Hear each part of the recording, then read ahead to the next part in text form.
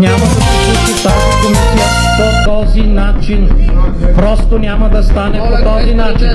Няма да се случи тази комисия по този начин. Няма да се случи тази комисия по този начин. Повярвайте ми, няма да стане по този начин. Колеги, няма смисъл от тези циркове, които правите в момента. Няма да се случи тази комисия по този начин. Няма да се случи тази комисия по този начин. Трябва да се завърши заседанието, да дойдем на нормална комисия 2:15, както беше обявено. Няма да стане по този начин, повярвайте ми.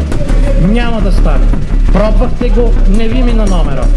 Време е да се случи едно нещо в този бюджет, да стане така, както е по правилник, както е предварително обявено, така че да не минава всичко, да минава по някакви извънредни правила в почивката набързо.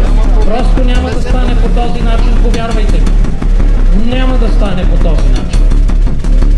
Няма.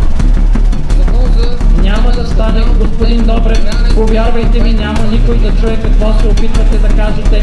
Няма да се случи тази комисия по този начин. Няма да се случи тази комисия по този начин.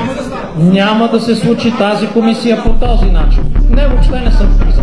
Няма да се случи тази комисия по този начин.